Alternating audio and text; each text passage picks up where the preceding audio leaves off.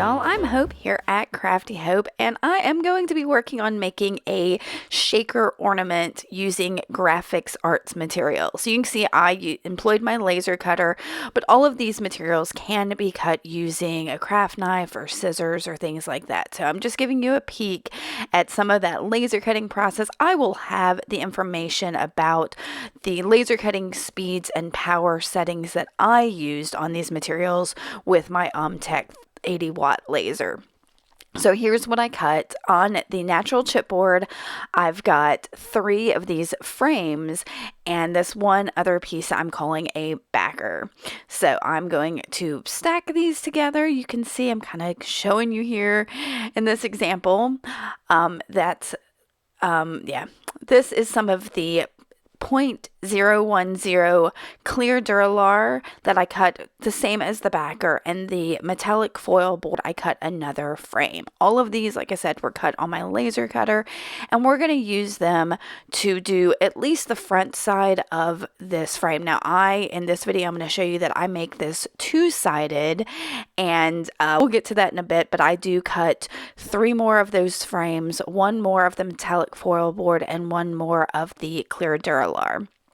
So the first thing I'm doing is creating my depth for my shaker card. So I am gluing these chipboard frames together. So I'm using Alien's tacky glue, and you can see me cleaning it up and making sure I press it together well, and kind of just, I'm going to get a I think there I got a T-pin, but I'll pull out a toothpick in a second to try to clean out the glue from some of those areas. And I'm just pushing, and this kind of sticks together pretty quickly with this glue. I'm getting kind of futzy with it here. I do want to tell you that I have a video over on the Grafix channel.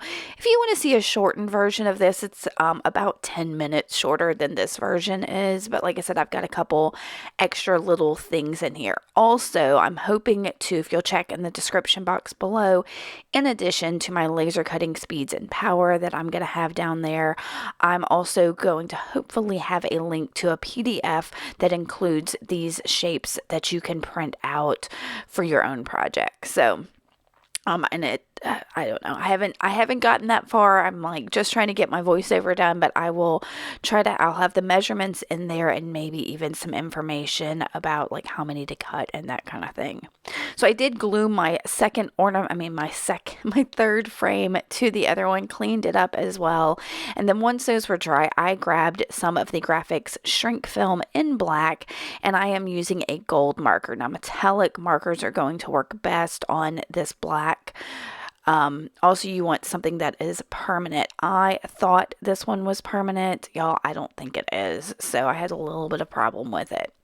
I traced the inside frame of this knowing that it would shrink down, but then it would maintain that similar shape. You could do anything you wanted with this. Now, I'm just writing the word joy in there, and I'm going to add a couple little dots on the top and the bottom, the left and right, just for a little added element. And yeah. From there, I'm trying to get it to dry so nothing smears while I'm trying to cut it. But first, I'm going to clean that up real quick. And then just using some regular scissors, cut out that design. Yeah. And it's, like I said, you could do any shape.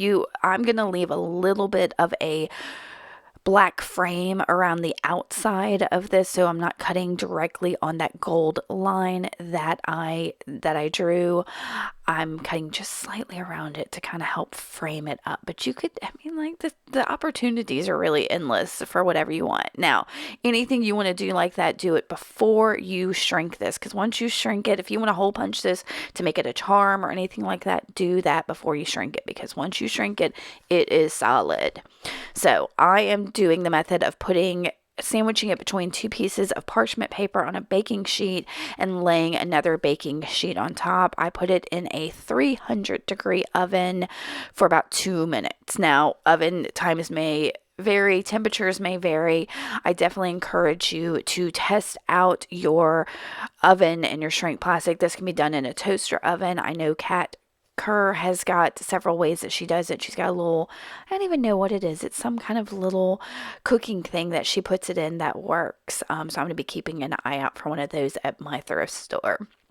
So once it's done, I pulled it out and you can see it has shrunk down. You'll see it better in a second when it's in my hand, when it's cooled off. So that is in my hand. It is hard. It is not flexible. And it is, yeah, super cute, right? I like that it becomes more 3D and it's not just this like flat piece of plastic. So, from there, I want to paint the inside of my ornament. Now, y'all, I sat down before I cut these out, before I did anything, to kind of know what steps I wanted to take, and I knew I wanted to paint that chipboard on the inside just to give it a little something. I am using just some basic gold craft paint. I think this is my favorite Delta, not favorite, but it's one of my favorite golds. It's a Delta Cream Coat 14K gold craft paint. And like I said, I'm painting the inside of this because I don't want to wait until I get these frames stuck on the backer, because then I could get that glue. I'm a messy painter. I could get that paint on my background and I don't want that to happen. So I'm being very specific about the order in which I do these things. From there, I'm going to focus on my backer, and I've got some music paper along with some, I believe, artist tack. We'll see. No, it's not artist tack. It's the double tack mounting film from Grafix. Oh, y'all. They've got so many products. Sometimes I have a hard time keeping up with what they are. I encourage you to go check out their website. I'll have a link to them below as well for you to go explore. So I'm cutting this piece of music paper down just slightly larger than my ornament. There's that double tack mounting film, and basically what this is like a sticker sheet. So I'm going to trace the outline of that paper, and y'all, I don't do a great job with this because I forget to note, well, like what side's the front, what side's the back, and what's the top and the bottom. So when I cut this and go to adhere it, it's a little bit wonky, but that's fine because I know this is larger than what I need, so it's gonna work out just fine. So I'm going to try to get that backer off. I had it in my head that it was going to be stuck to the other side, and I don't know what I was thinking, like, just turn it over, hope. Seriously, y'all. So I'm going to peel that up, and that means one side of this is sticky, and I'm going to put my paper right on that sticky side and basically create a sticker. So from there, I'm going to put it on my ornament, trace. Yeah, I'm double checking everything like that. The view of it that's going to be in there is what I want and all of that. So I'm going to trace the ornament itself, and then I'm going to cut inside that pencil line I've made, because I don't actually want this to go to the edges, the very outer edges of my ornament. I want to leave, when I glue, some of that chipboard. When I use the glue, I want the chipboard to make contact with the chipboard. It's just a little thing that, yeah, I'm persnickety about, but I do want to make sure this covers all of my backer ornament. Now, I felt like that music paper was a little distracting for my little joy charm, so I'm going to push it back just with some watered down gesso, and that's what I'm doing now, is painting that. Honestly, I should have done this well before I adhered it to everything, because I don't want to, I'm going to have to let this air dry, and yeah, I should have done it before I made it a sticker. It was not the best choice, but it's okay. It worked out. Everything is completely fine. This is a beautiful ornament. You will see it in a second. So I've got that watered down gesso painted on there. I'm going to leave it, you see me fanning it, leave it to air dry because I want to put the heat on it. And then I'm going to use my Crop-A-Dile to punch a hole in the center where that shrink film piece is going to go. So I'm going to move some of my things off. I'm going to kind of make sure everything lines up, and then just peel a little portion of that backer up. Just, yeah, I'm trying not to, y'all. And that gives me the opportunity to line everything up along the bottom before I stick down that bit that I've peeled off. And from there, I can slowly peel off that back and get everything lined up the way I want it to, just like that.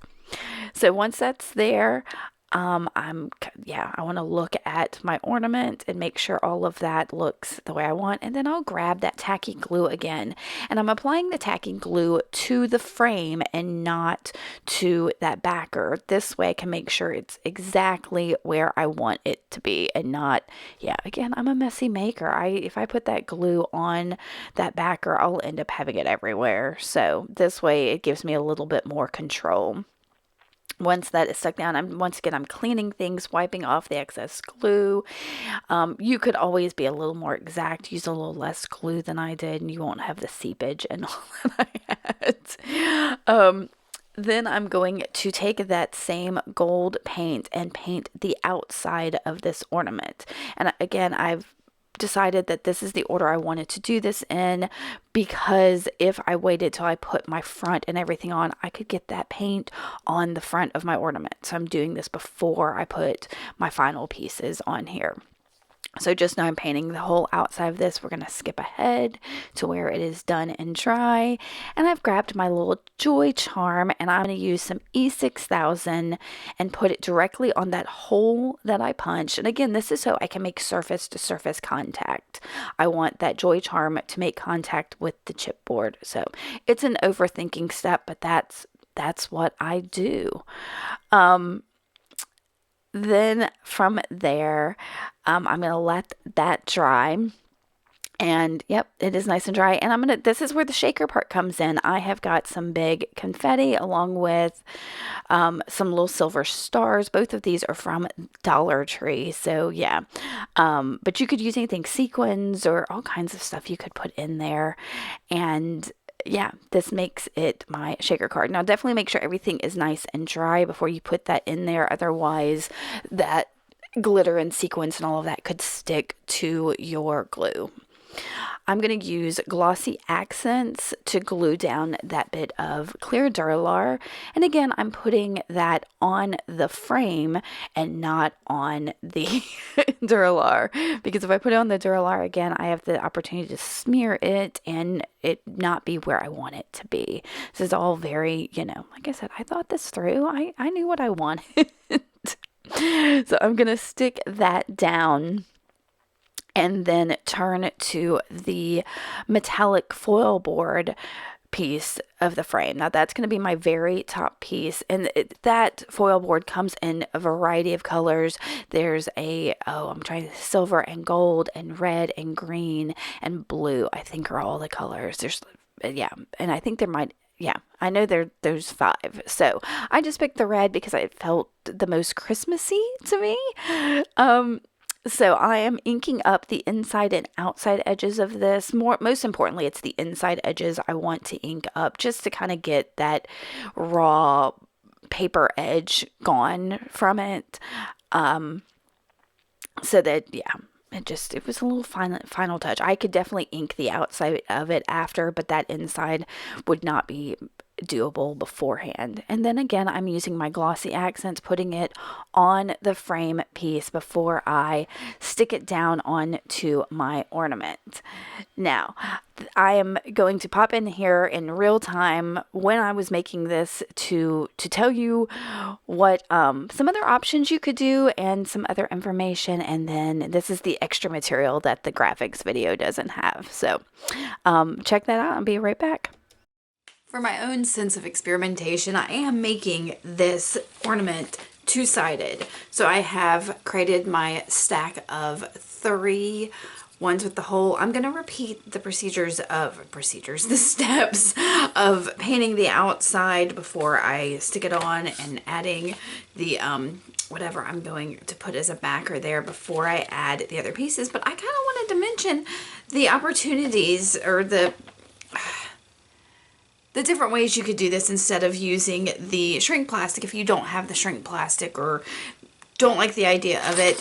One thing I was thinking is you could put little jingle bells inside, if I can get some of these out, like little ones. You might have to make this deeper in order to get them in there. So instead of a stack of 3, maybe do more than that. You could also maybe mount a little Christmas tree, maybe not put the front on it, and mount one of these little bottle brush Christmas trees. You could take some old wrapping paper. This is some my sister-in-law used on some presents for me last year, and you could put that as the backer, and that would be fine with this front on it.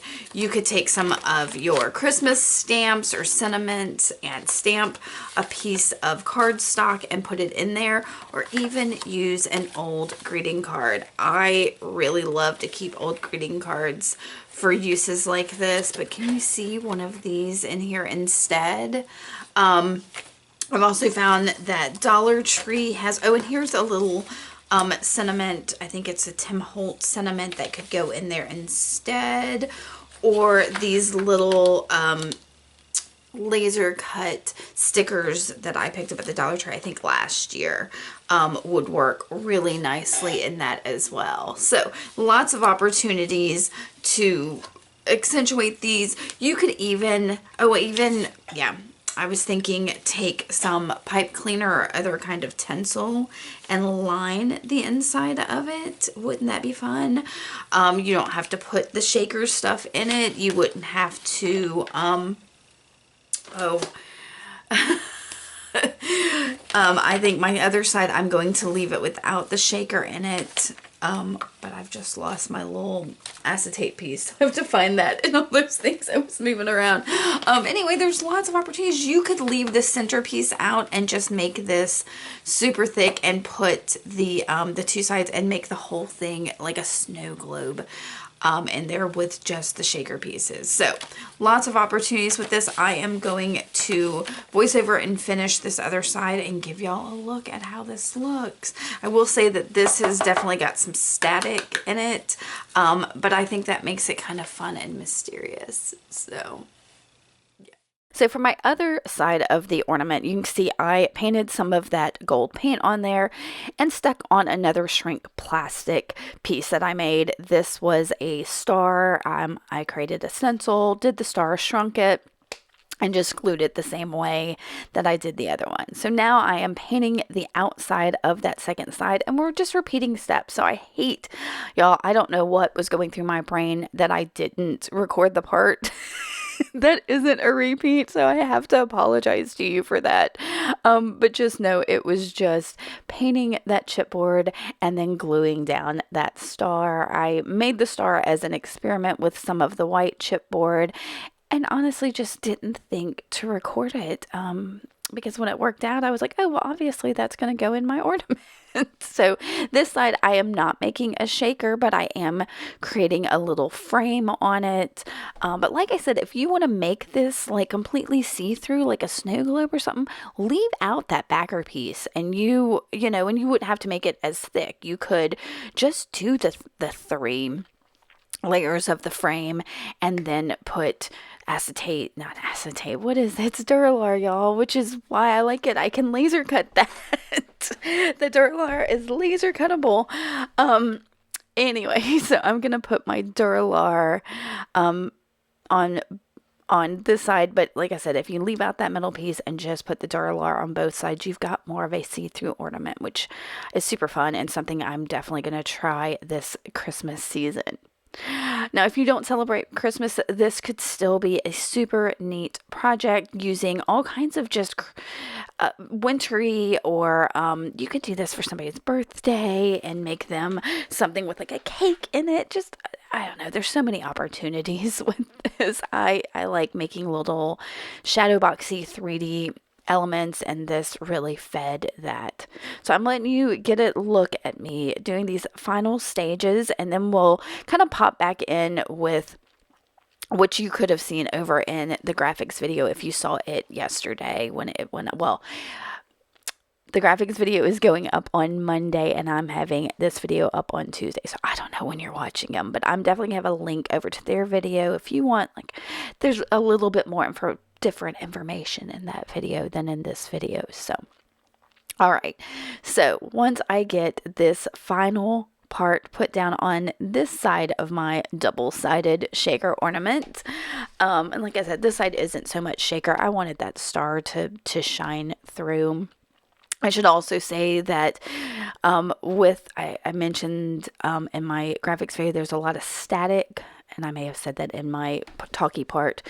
The more I banged it on the side of my table, the less that it was being obscured. So I'm using just a little bit of baker's twine to finish this off. I just went straight through the hole in the top of this and tied a knot. And now it is a fun little shaker card. Like I said, it's two-sided. It's super fun.